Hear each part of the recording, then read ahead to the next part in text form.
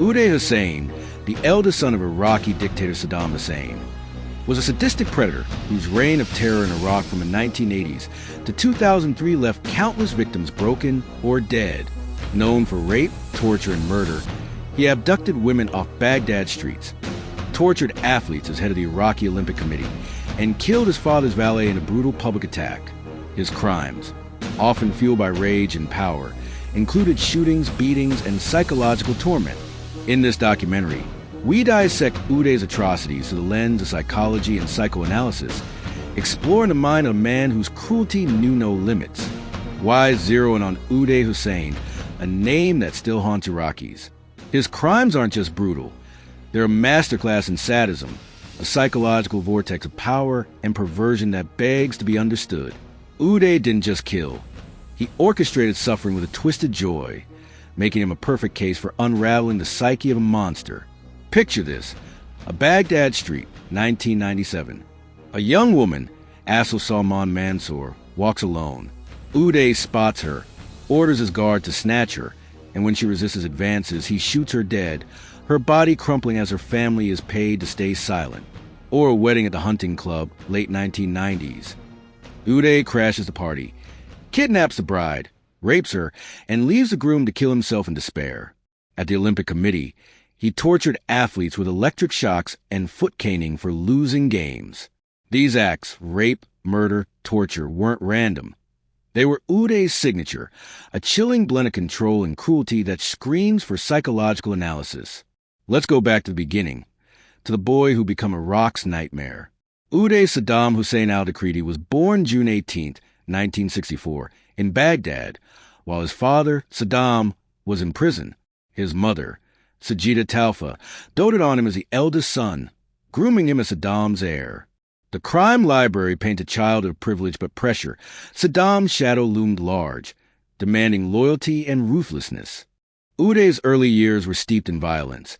Reddit posts claim Saddam forced him to watch torture videos as a kid, normalizing brutality. Psychologically, this is classical conditioning, wiring young Uday to see violence as power.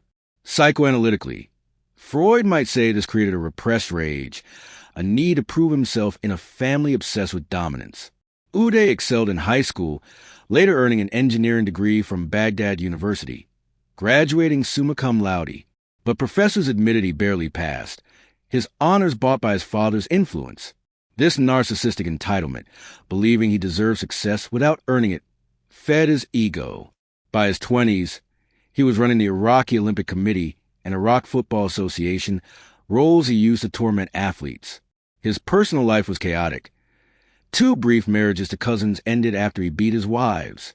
A 1996 assassination attempt left him with a bullet in his spine, causing chronic pain and rumored impotence, which deepened his rage. Why murder? Antisocial personality disorder fits Uday like a glove: no empathy, impulsivity, and a love for breaking rules. His sadistic personality traits. But a crime library, shown in his glee at others' pain. Psychoanalytically, his father's expectations and mother's indulgence created a narcissistic injury. He craved adoration but felt inadequate, lashing out to feel powerful. His rumored impotence post, 1996, noted by the Washington Times, likely fueled compensation, proving his virility through violence. Uday's crimes were a grotesque performance of power. He targeted women, often young, vulnerable, or elite, for rape and murder. The Washington Times reports he'd cruise Baghdad's Mansour district every Thursday, picking girls as young as 12. If they resisted, he'd kill them, like Asil Salman Mansour, shot in a rage when she refused him. The Devil's Double by Latif Yahya, his alleged body double, details how Uday's guards abducted women off streets, delivering them to his palace for rape and torture. Some were killed post-assault, their families silenced with money or threats. His methods were brutal: beatings, shootings, even a drill to the skull for one victim. As head of the Olympic Committee, Uday tortured athletes for losing. The Guardian quotes Habib Jafar, a soccer player. He'd cane our feet, shave our heads, spit on us.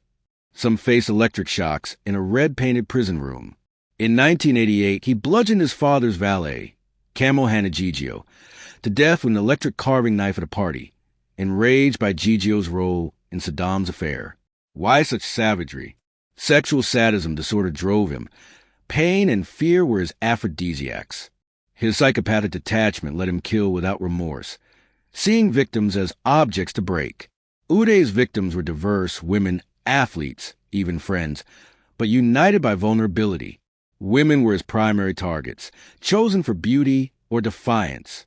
The Washington Times cites Abbas al-Janabi, Uday's ex-secretary. Rape was his hobby.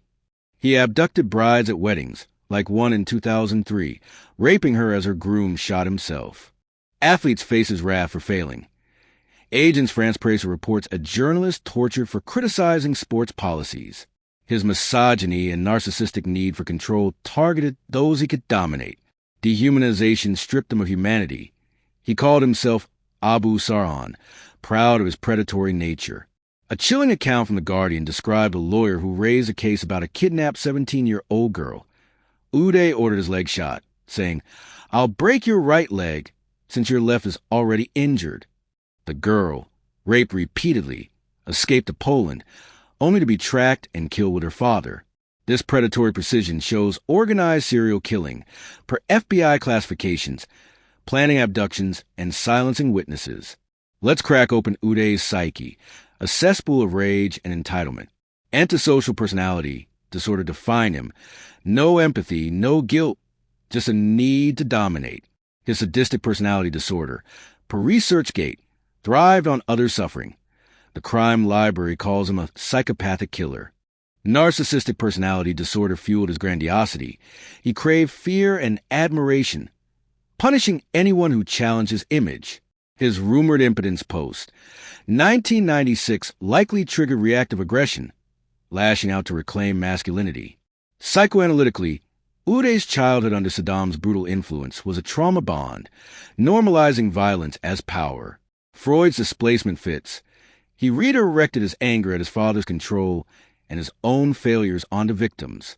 Jung's shadow applies. His public sports mogul persona hit a monster who tortured for fun. The Devil's Double quotes Abbas al-Janabi. Uday laughed when someone was whipped.